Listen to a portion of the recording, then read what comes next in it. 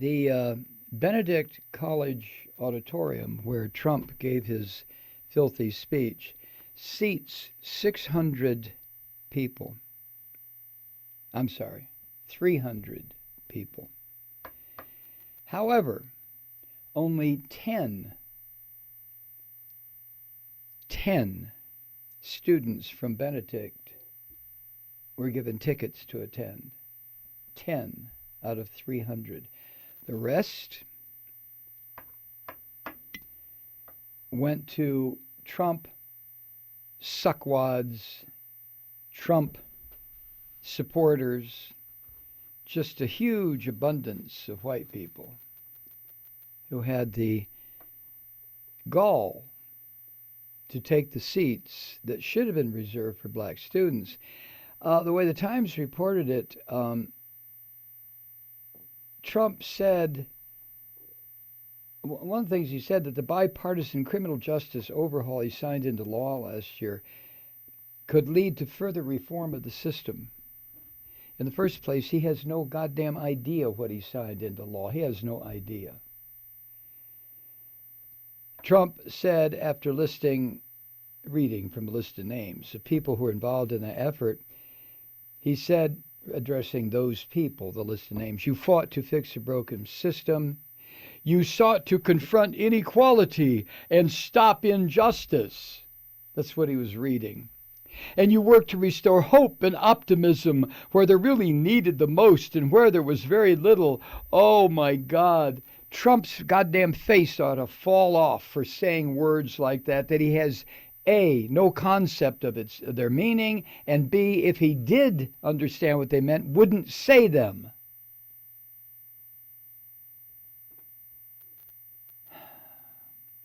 Trump said his speech at Benedict College was a chance for him, Trump, to step outside the friendly confines of his sucker fool supporter base and pitch his administration's record on criminal justice reform and black employment directly to a black audience.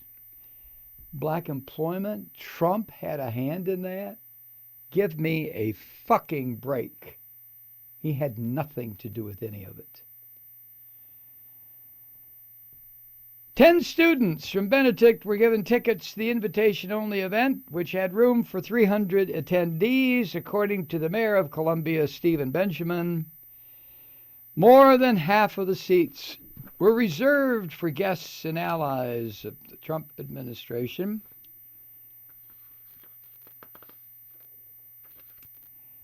The way the tickets were distributed was first reported by McClatchy newspapers in D.C. Trump's speech opened a 3-day event at the college billed as, quote, the second step Presidential Justice Forum.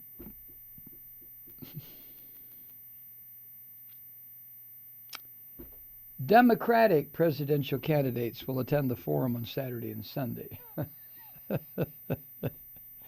to pitch their plans for criminal justice reform, including Joe Biden, Elizabeth Warren, and Bernie Sanders. Now, the forum's name, Second Step Presidential Justice Forum, that is a reference to the bipartisan First Step Act, which was signed into law last December by the racist pig Donald Trump, who had no idea what he was signing. I'm sure they whispered, just sign the goddamn thing, will you? That law helped thousands of federal inmates secure early release under new sentencing guidelines. And Trump uses that as a pitch for black voter support, which to me is kind of shocking, because let me get into race with you here. White people are the ones who set that up, the changing of the criminal justice system that would guarantee 1 million, 1.5 million black men would be thrown into jail for crimes that white people were given a fine or probation. So white folks set up the system. that resulted in hundreds of thousands of black men going to prison, losing their right to vote, losing their chance at family and education, losing everything. And then white people come along and say, hey, maybe we ought to change the sentencing guidelines a little bit.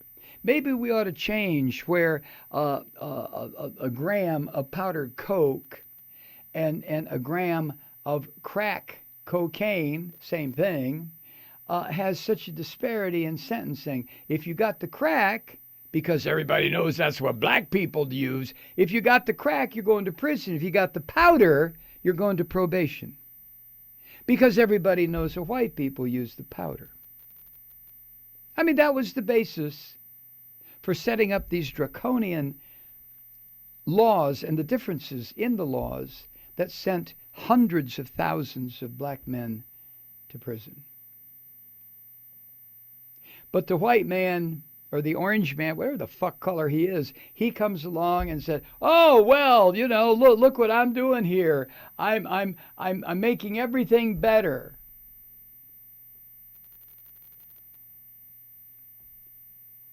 As the Times reports that overhauling the criminal justice system has in recent years been one of the rare areas of bipartisan agreement in an increasingly polarized Congress, and that consensus has spilled into the presidential race. Democrats making the progressive argument for reform have cited the system's disproportionate impact on Black, Latino, and Native American communities. Conservatives, while avoiding portraying the system as inherently racist, have often focused on the financial burden that mass incarceration places on the government.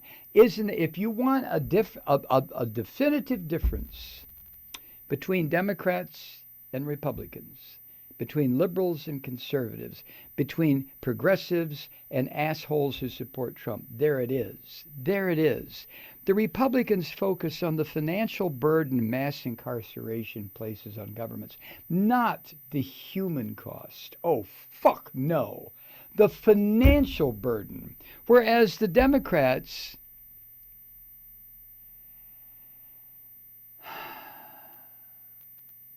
talk about the unfairness of the system and how it must be changed from a human standpoint.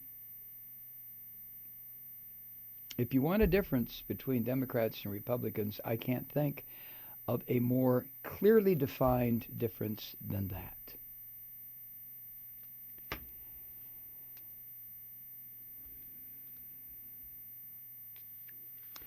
In 2016,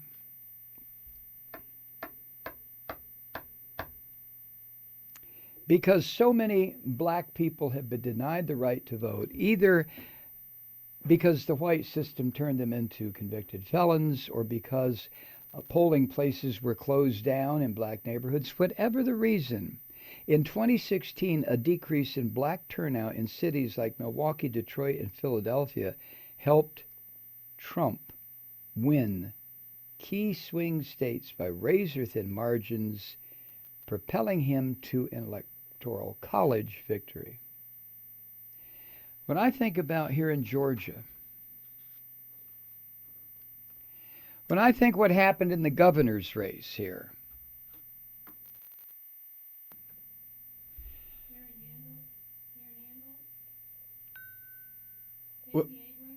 when I think what happened to Stacey Abrams,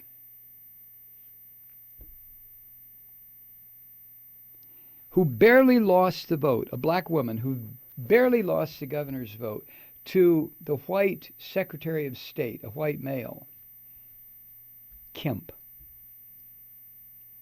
who, as Secretary of State, had removed, using the cross-check system, had removed more than 600,000 names from the voter rolls here in Georgia, the vast majority of which were people of color.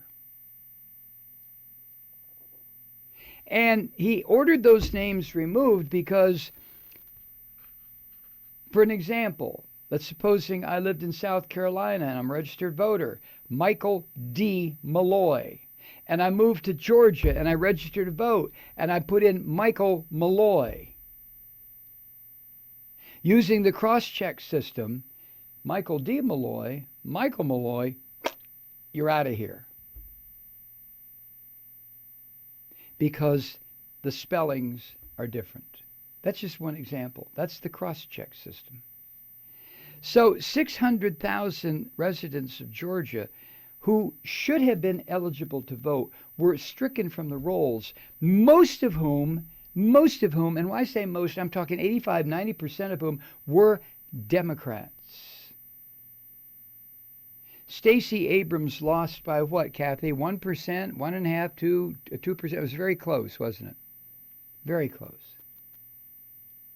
So when they talk about a criminal justice reform, okay, that's wonderful, and we need it, and we've got to have it, and hopefully it'll come to pass.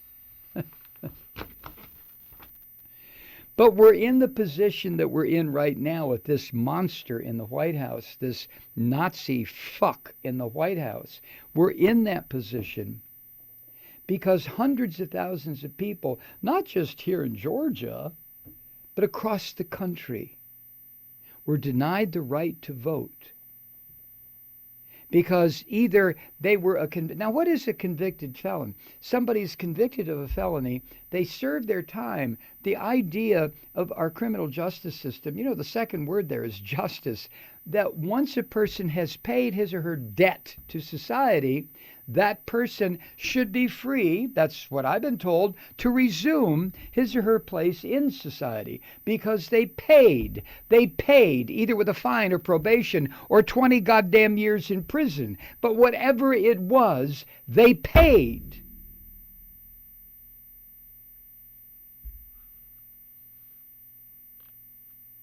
But that's not how our system works.